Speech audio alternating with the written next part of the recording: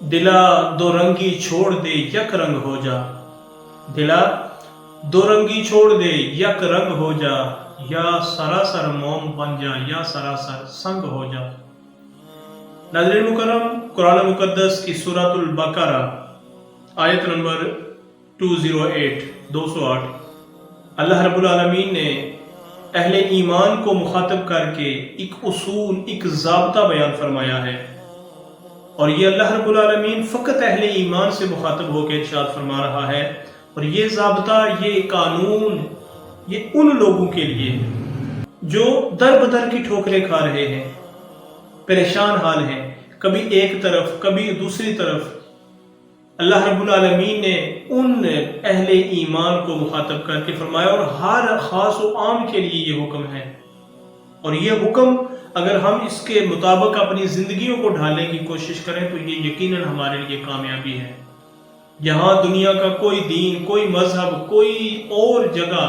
جائے پناہ نہیں ہے، وہاں ایک مسلمان کے لیے، ایک مومن کے لیے امن کا، پناہ کا گہوارہ وہ دین اسلام ہے۔ کیا اصول ہے، کیا ضابطہ ہے؟ اللہ رب العالمین ارشاد فرماتا ہے، یا ایھا الذین آمنوا ادخلوا فی السلم کافۃ ولا تتبعوا خطوات الشیطان انہ لکم عدو مبین۔ اللہ رب العالمین نے سب سے پہلے اہل ایمان کو مخاطب کر کے فرمایا، اور بالخصوص وہ لوگ جو پریشان حال ہیں، ان لوگوں کے لیے اللہ رب العالمین نے ایک ضابطہ بیان فرمایا، یا ایھا الذین آمنوا، ہے ایمان والو، کلمہ پڑھنے والو، کلمہ پڑھ کے دائرہ ایمان کے اندر آنے والے، اپنے آپ کو گروہ مومنین کے اندر شامل کرنے والے، ان لوگوں سے مالک مخاطب ہے۔ فرمایا ادخلوا فی السلم کافۃ، فرمایا کہ تم اگر امن چاہتے ہو، سکون چاہتے ہو، عزت چاہتے ہو، اپنی چادر اور چار دیواری کا لحاظ رکھانا چاہتے ہو،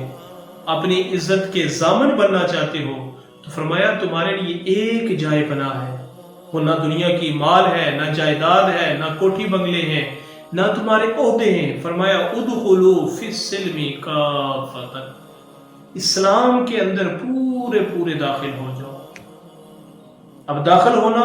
مالک نے ارشاد فرمایا، اور ساتھ ہی پھر ایک نئی کا حکم بھی ہے، نئی ہے،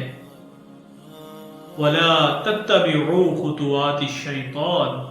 فرمایا کہ جب اسلام کو اپنا لو، اسلام کے اندر داخل ہو جاؤ، اپنے رب کے احکام کو اپنے اوپر نافذ کر لو، اپنا اوڑھنا بچھونا، کھانا پینا، رہن سہن، زندگی کے معاملات، تجارت، معیشت، معاشرت، سب کچھ، سیاست، حتیٰ کہ سارے کے سارے معاملات دین اسلام، حضور کی سیرت کے مطابق ہو جائے۔ ادخلوا فی السلم، یہ تم لبادہ اسلام کا جو ہے مکمل طور پر اوڑھ لو۔ فرمایا وَلَا تَتَّبِعُوا خُطُوَاتِ الشَّيْطَانِ، اس کے بعد پھر تم نے شیطان کی پیروی نہیں کرنی۔ جب اسلام کے اندر داخل ہو گئے، رحمان کو مان لیا، تو پھر شیطان کے نقش قدم پر نہیں چلنا۔ وَلَا تَتَّبِعُوا خُطُوَاتِ الشَّيْطَانِ، اس کا پیچھا نہیں کرنا، اس کی پیروی نہیں کرنی، اپنے نفس کو اس کے ہاتھوں فروخت نہیں کرنا، بلکہ پھر اسلام کے اندر ہی رہ کر تمہارے لیے جائے پناہ اور امان ہے۔ اور پھر کوئی بندہ یہ سوال نہ کر دے کہ مولا اس کے پیچھے کیوں نہیں چلنا، اس کی وجہ کیا ہے؟ بڑے آسان سے الفاظ ہیں ناظرین مکرم، یہ کوئی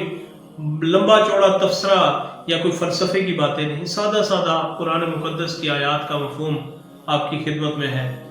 مالک فرماتا ہے انہ لکم عدو مبین، اس لیے منع کیا جا رہا ہے، شیطان کی پیروی سے اس لیے روکا جا رہا ہے، اس کے ہاتھوں میں اپنے نفس کو فروخت کرنے سے اس لیے بچایا جا رہا ہے، انہ لکم عدو مبین، وہ تو تمہارا کھلا دشمن، واضح دشمن ہے، اور وہ ایسا دشمن ہے جب وہ حملہ کرتا ہے، تم پر وار کرتا ہے، تو تمہیں نظر تک نہیں آتا، تم دیکھ نہیں سکتے۔ اس لیے اللہ نے فرمایا یا ایھا الذین آمنوا ادخلوا فی السلم کافۃ،